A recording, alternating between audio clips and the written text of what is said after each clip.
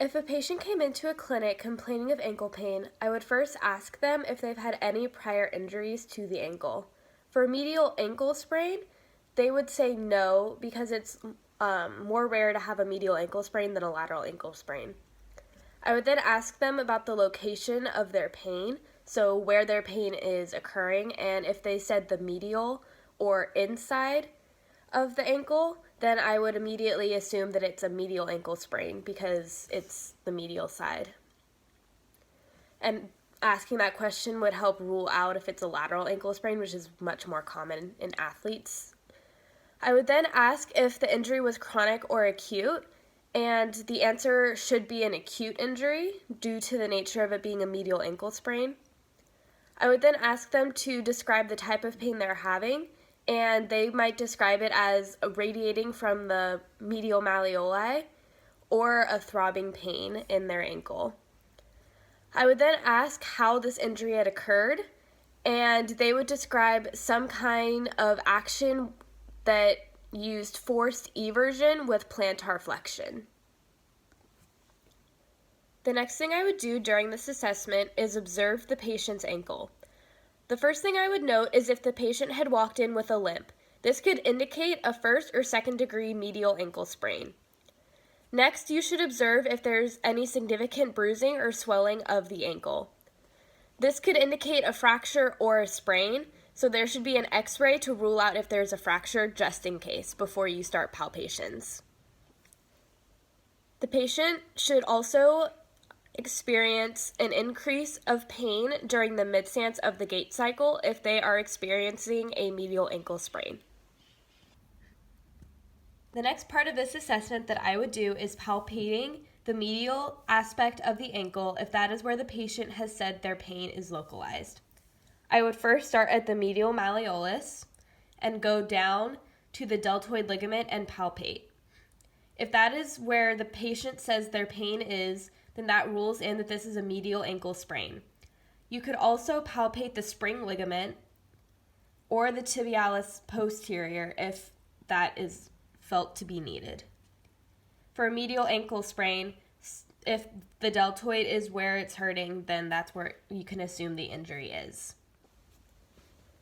The next part of this assessment that I would do is the joint and muscle functional assessments.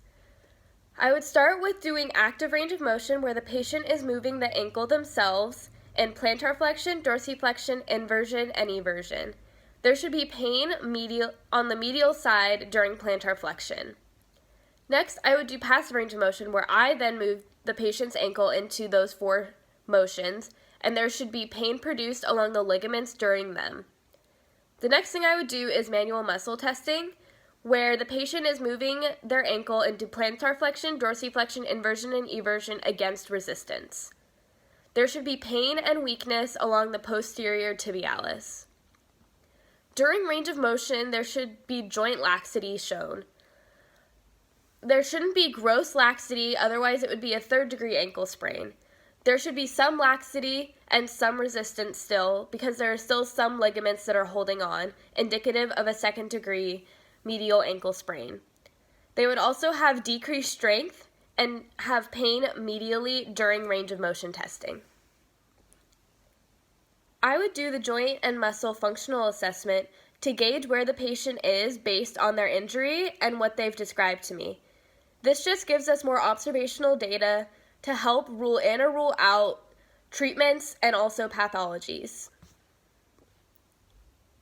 The last step for this patient's assessment is doing special testing to rule in or out for specific injuries. Based on the information I would have gathered before these, I would do the eversion Taylor tilt stress test. This test rules in a deltoid ligament sprain, which is a medial ankle sprain.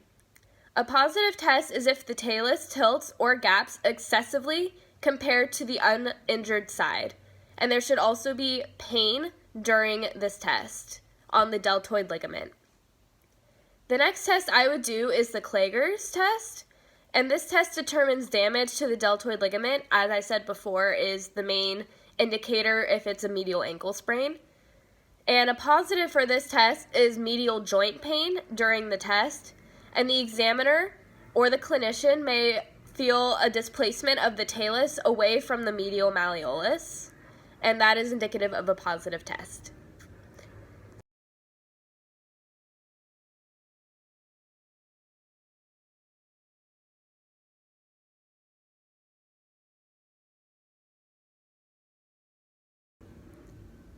After all the information gathered based on the questions, observations, palpations, and special tests done, you could rule in 100% that this is a second-degree medial ankle sprain. Thank you.